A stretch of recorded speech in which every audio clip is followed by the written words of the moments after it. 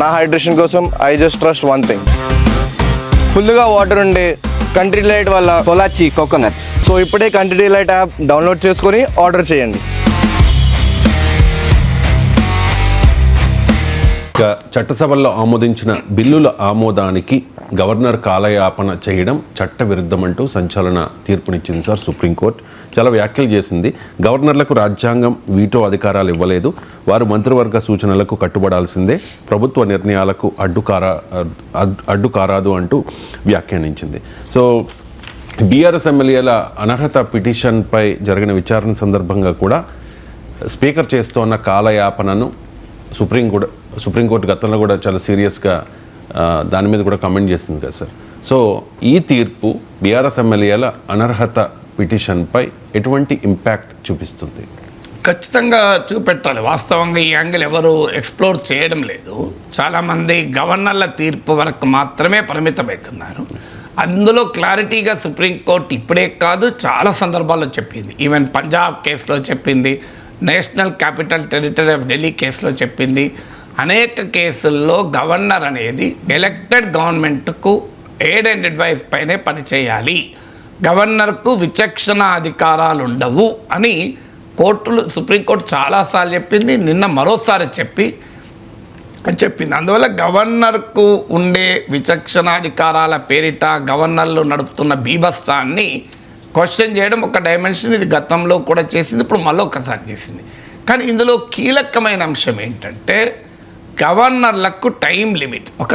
Governor అంటే governor ఒక్కడే కాదు, రాజ్యాంగ వ్యవస్థలకు న్యాయ వ్యవస్థ సమయాన్ని నిర్దేశించగలదా? ఎందుకంటే governor is also part of legislature. మన చాలామందికి తెలియదు. పార్లమెంట్ అంటే లోక్సభ, రాజ్యసభ అనుకుంటారు. పార్లమెంట్ అంటే Lok Sabha, Rajya Sabha, president of India కలిపితే పార్లమెంట్. మీకు assembly governor is a part of the legislature. ఎందుకు అంటే లెజిస్లేచర్లో వేరే వాళ్ళు మాట్లాడరారు. చీఫ్ సెక్రటరీ వెళ్ళి అసెంబ్లీలో మాట్లాడగలుగుతారా? Unless he summoned by the assembly. అసెంబ్లీలో ప్రిన్సిపల్ సెక్రటరీని మాట్లాడగలుగుతారా? అసెంబ్లీకి వచ్చి డైరెక్టర్ జనరల్ ఆఫ్ పోలీస్ మాట్లాడగలుగుతాడా? పార్లమెంట్కి వచ్చి ఆర్మీ చీఫ్ మాట్లాడగలుగుతాడా? ఎయిర్ ఫోర్స్ చీఫ్ మాట్లాడలేడు. అంటే if is not a member of the house he cannot speak unless is a minister. అంటే ఏదో ఒక సభలో సభ్యుడైన మంత్రి అయితే తప్ప, అంటే శాసన మండలి సభ్యుడైన మంత్రి కూడా వచ్చి శాసనసభలో మాట్లాడచ్చు, రాజ్యసభ సభ్యుడైన మంత్రి వచ్చి లోక్సభలో మాట్లాడచ్చు. కానీ సభ్యుడు కానీ మరెవరు కూడా మాట్లాడే అవకాశమే ఉండదు. మరి గవర్నర్లు ఎట్లా మాట్లాడుతున్నారు సభలో జాయింట్ సెషన్ గవర్నరే అడ్రస్ చేస్తాడు కదా, గవర్నరే సమ్మన్ చేస్తాడు కదా, గవర్నరే ప్రోరోగ్ చేస్తాడు కదా. అందువల్ల governor is also part of the legislature. Part of the legislature అయిన ఒక రాజ్యాంగ వ్యవస్థ కాల వ్యవధిని నిర్దేశించింది ఈ తీర్పు. అందువల్ల ఈ తీర్పు చాలా చాలా కీలకమైన తీర్పు. అంటే ఒక కాన్స్టిట్యూషనల్ ఆఫీసెస్లో ఉన్న వాళ్ళు రాజ్యాంగ రీత్యా తమకు సంక్రమించిన అధికారాల్ని రాజ్యాంగబద్ధంగానే నిర్వహిస్తారని రాజ్యాంగ నిర్మాతలు భావించారు. ఉదాహరణకు గవర్నర్ కావచ్చు, స్పీకర్ కావచ్చు, వీరికి టైం లిమిట్ చెప్పడం కరెక్ట్ కాదు అని యాజ్ సూన్ యాజ్ పాసిబుల్ అన్న పదం వాడారు. As soon as possible. ఇప్పుడు స్పీకర్ ఫిరాయింపు నిరోధక చట్టం ప్రకారము తమ ముందుకు వచ్చిన డిస్క్వాలిఫికేషన్ పిటిషన్, అంటే ఫిరాయించిన ఎమ్మెల్యేలను అనర్హులు చేయమని ఆ సంబంధిత పార్టీ పిటిషన్ పెట్టుకుంటుంది. ఆ పిటిషన్లను ఎంత సమయం తీసుకోవాలనేది రాజ్యాంగంలో ఎక్కడా లేదు. 10th షెడ్యూల్ ద కాన్స్టిట్యూషన్లో ఎందుకు లేదంటే with good intention, as soon as possible అని ఉంది. అలాగే గవర్నర్ దగ్గరికి ఒక శాసనసభ ఆమోదించిన బిల్లు గవర్నర్ ఆమోదానికి వచ్చినప్పుడు గవర్నర్ కూడా యాజ్ సూన్ యాజ్ పాసిబుల్ అని ఉంది. 2 చోట్ల యాజ్ సూన్ యాజ్ పాసిబుల్. ఇప్పటిదాకా గవర్నర్లు, స్పీకర్లు చేస్తున్న వ్యవహారం ఏంటంటే, మాకు చట్టము, రాజ్యాంగము కాల వ్యవధిని నిర్దేశించలేదు కనుక, డ్యూరేషన్ అనేది మాకు ఏం చెప్పలేదు, టైం లేదు కనుక యాజ్ సూన్ యాజ్ పాసిబుల్ మాకు ఆలోచిస్తున్నాం, నిర్ణయం తీసుకుంటాం అని చెప్తున్నారు. ఇక్కడ చర్చ ఎక్కడొచ్చింది? ఒక్కసారి గవర్నర్ నిర్ణయం తీసుకున్నాక కానీ, స్పీకర్ నిర్ణయం తీసుకున్నాక కానీ it is the subject of judicial review.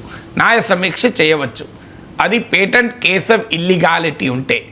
So ఇక్కడ క్వశ్చన్ ఏమవుతుంది, వాళ్ళు నిర్ణయం తీసుకుంటలేరు. ఇప్పుడు గవర్నరు 2020 నుంచి కూడా ఒక బిల్లు పెట్టుకొని కూర్చున్నాడు. 10 బిల్లులు, అందుకే సుప్రీంకోర్టు చారిత్ర అన్ని బిల్లులు ఆమోదించినట్టే అని చెప్పింది. గవర్నర్ సంతకం కూడా అవసరం లేదని చెప్పింది. గవర్నర్ సంతకమే అవసరం లేకుండా కోర్టే ఆ 10 బిల్లుల్ని ఆమోదించబడినట్టుగా ప్రకటించారు. ఈవెన్ ఆ బిల్లుల పైన రాష్ట్రపతి చేసిన నిర్ణయాలు ఏమైనా ఉన్నా కూడా చెల్లవని చెప్పేసి, ఎందుకంటే నీ ఇష్టం వచ్చినట్టు యాజ్ సూన్ యాజ్ పాసిబుల్కు డెఫినేషన్ ఇచ్చింది. మొదటిసారి సుప్రీంకోర్టు డెఫినేషన్ ఇవ్వడమే కాకుండా కాల వ్యవధి నిర్ణయించింది. ఇప్పుడు ఉదాహరణకు ఒక బిల్లు గవర్నర్ దగ్గరికి వస్తే మంత్రివర్గ సలహాకు భిన్నంగా ఆ బిల్లును తిరస్కరించాలి అనుకుంటే 3 నెలల్లో డిసిషన్ చెప్పాలి. ఒక బిల్లు మంత్రివర్గ సలహాకు భిన్నంగా రాష్ట్రపతికి నివేదించాలి అని గవర్నర్ అనుకుంటే వితిన్ 3 months డిసిషన్ చెప్పాలి.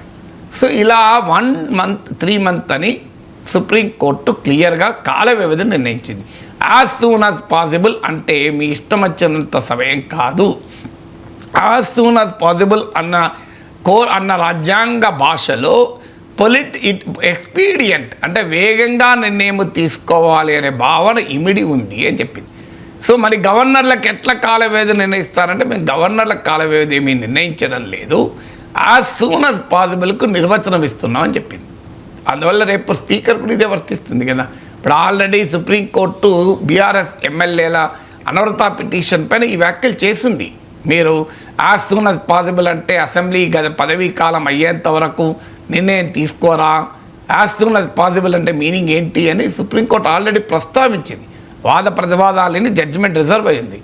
ఇప్పుడు governor RN Ravi Tamil Nadu governor కేసులో సుప్రీంకోర్టు యాజ్ సూన్ యాజ్ పాసిబుల్కు నిర్వచనం ఇస్తూ యాజ్ సూన్ యాజ్ పాసిబుల్ అన్న దాన్ని దుర్వినియోగం చేసుకుంటే న్యాయస్థానమే సమయాన్ని నిర్దేశించినప్పుడు స్పీకర్ విషయంలో కూడా ఇదే రేషనాలు వర్తిస్తుంది కదా.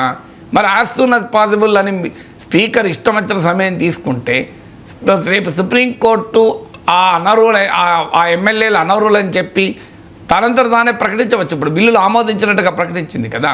రేపు సుప్రీంకోర్టు ఈ 10 మంది బీఆర్ఎస్ ఎమ్మెల్యేలు డిస్క్వాలిఫైడ్, స్పీకర్ నిర్ణయం తీసుకుంటలేడు ఇంకా కనుక అని తీర్పు చెప్పే అవకాశం ఉందా అంటే బహుశా ఉండవచ్చు ఈ తీర్పు ప్రకారం.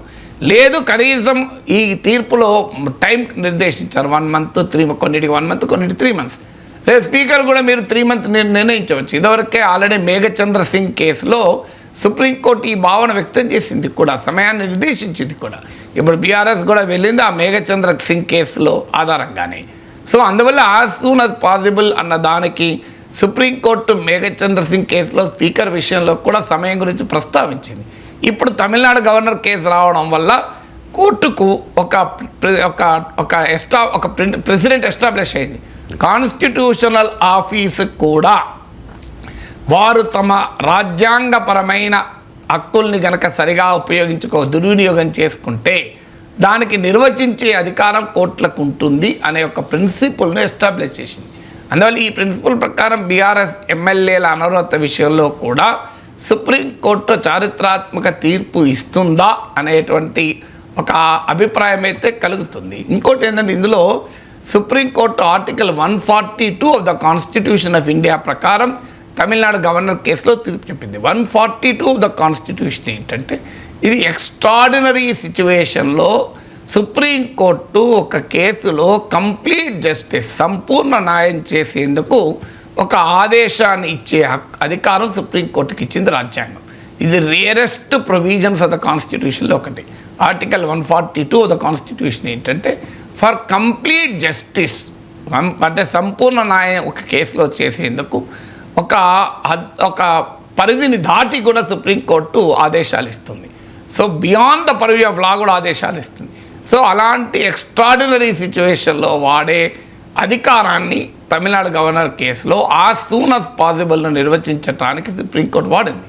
ఇప్పుడు బహుశా రేపు స్పీకర్ విషయంలో కూడా ఈ యాజ్ సూన్ యాజ్ పాసిబుల్ అనే దానికి నిర్వచించడం ద్వారా కంప్లీట్ జస్టిస్ సంపూర్ణ న్యాయాన్ని ఇవ్వవచ్చు అని కోర్టు భావించే అవకాశం అయితే ఉంది ఖచ్చితంగా.